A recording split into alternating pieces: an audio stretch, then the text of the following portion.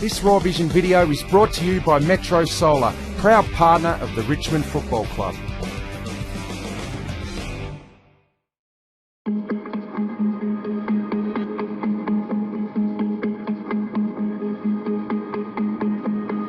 So my role, I guess, is the sports science advisor. So I've been here for 7 or 8 years now, and the major part of my role is looking at monitoring their training loads, making sure we're getting the players to reach certain standards, which is going to improve their performance physically, but also reduce their risk of injury. A lot of my role is around technology, so GPS, looking at wellness markers, other physical sort of testing to make sure that they're on track. The GPS gives us information on distance covered, speeds travelling at, acceleration rates, also impacts, so when a player gets a knock, it records an impact as well.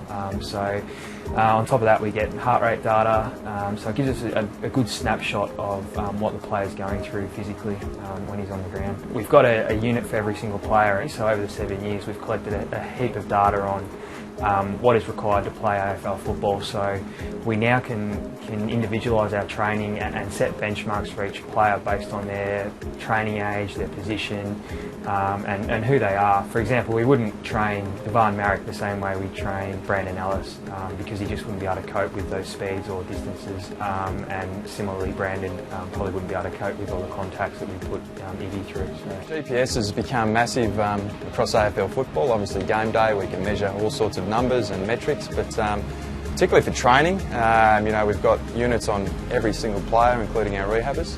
We can record how far, how fast, what intensities, how many times they change direction, the heart rate, which we can get off the GPS as well. We put a bit into the GPS and a fair bit of time, but we certainly get a fair bit back from it as well. So we have a computer set up on the bench during training and games. So the players are always coming over to check their data and make sure they're achieving those benchmarks, both within the whole session and within individual drills. So they'll be regularly checking throughout the game to make sure that they're up around their averages, they're above their average. When they fall below their average, why is that? Is there something going on there? And as a team, we use that more for rotations and seeing who's had 3 or 4 hard efforts within a short period of time and may need a spell outside of the normal plan that we would have in place. Each year we've evolved how much data we use and how we give it to the players and how the players use it, but it's got to a point now where it's one of the first things the players look at during training and after training, and they get reports after every session. So it's a big part of our program. We give the players very specific feedback, both individually as a team and within their lines as well. So they know how they're tracking based on their own norms and within the groups, so within the whole team and within their own position area as well.